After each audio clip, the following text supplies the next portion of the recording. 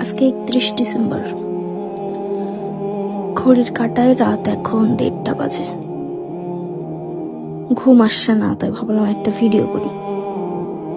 হয়তো ভিডিওর শুরুটা কিছু মানুষের কাছে খুব হাসির হবে যে এত রাত্রে ভিডিও করে। ভিডিওটা এই জন্য করা, যখন চোখটা বন্ধ করে পিছনের দিক তাকিয়ে দেখলাম যে যারা খুব কাছের ছিল, যাদের থাকার কথা ছিল সারা জীবন, তারাও চলে গেছে। যাদের কথা আমি কল্পনাতেও ভাবিনি যে এরা আমার এত বড় ক্ষতি করবে, তারাও ক্ষতি করে গিয়েছে। যার আসার কথা আমার জীবনে ছিলও না, যাকে আমি আজ থেকে 1 বছর আগে চিনতামও না, সেও আমার লাইফে এসেছে। বিবাহিত জীবন পার করতেছি 25 সালে। মাতৃত্বের স্বাদ বুঝতে শিখতেছি। সবকিছুর মধ্যে আলহামদুলিল্লাহ যে বেঁচে আছি, এটাই শুকরিয়া। এর চেয়ে বড় কোনো কথাই হইতে পারে না। তো একটা জিনিস ভেবে খুব খারাপ লাগতেছে যে যখন ছোট ছিলাম 31 ডিসেম্বর নিয়ে কত প্ল্যান ছিল,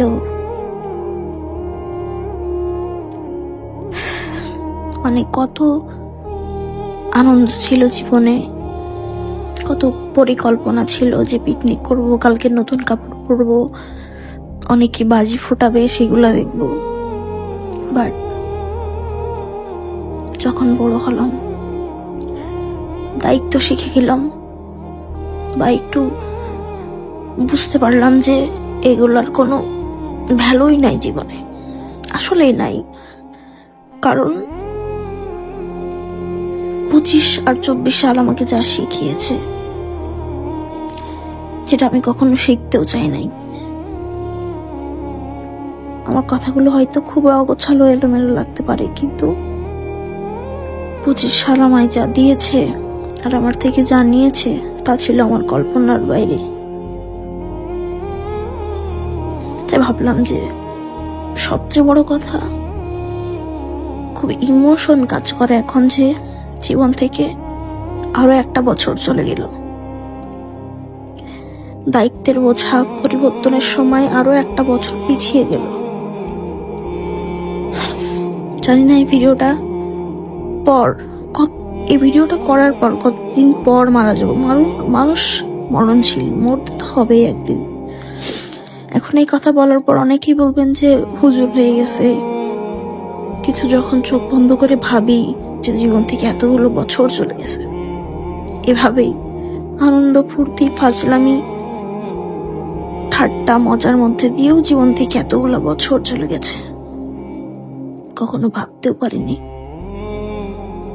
যখন ঘড়ির কাঁটা 1 ঘন্টা চলে যায়, এখন ভাবি জীবন থেকে আরো 1 ঘন্টা চলে গেল, কিন্তু কিভাবে? অথচ এই মেয়ে একটা সময় কত ফুর্তিতে ছিলাম, কত আনন্দে ছিলাম। তবে 24-25 আমাকে যে শিক্ষাটা দিয়েছে, এই শিক্ষা আমি কোনোদিন ভুলবো না। 24-25 আমার থেকে এমন কিছু কেড়ে নিয়েছে, এমন কিছু শিক্ষা আমায় শিখিয়ে দিয়ে গেছে, যে শিক্ষা আমি কখনোই নিতে চাইনি। যাই হোক, সবচেয়ে বড় কথা, এখন পর্যন্ত বেঁচে আছি। জানি না 26-এ বেঁচে থাকবো কিনা, 26-এর শেষ পর্যন্ত যাইতে পারবো কিনা, কারণ কোনো গ্যারান্টি নেই মানুষের। তবে কিছু মানুষ যখন কারোর ব্যক্তিগত জীবন সম্পর্কে না জেনে না বুঝে একটা কথা বলে দেয় হুট করে, এরাই প্রকৃত সুখী মানুষ। কারণ ওদের কোনো চিন্তা নাই, ভাবনা নাই, ওদের মধ্যে কোনো আশা আকাঙ্ক্ষা মানুষের জন্য জাগে না, মায়া জাগে না। তবে আমি একটা কথা মনে করি, মানুষ পরিবর্তনশীল, পরিবর্তন হতেই পারে। 2 মাস আগে যেমন ছিলাম, 2 মাস পর পুরো টোটালি চেঞ্জ হয়ে গেছি। কেন? হয়তো বুঝতে শিখেছি, 2 মাসে আরো একটু অভিজ্ঞতা হয়েছে, এই জন্য। তো এতটুকু বলবো, সবশেষে জীবন থেকে আরো 1 বছর চলে গেল। চোখ বন্ধ করে ভেবে দেখুন, 31st নাইট।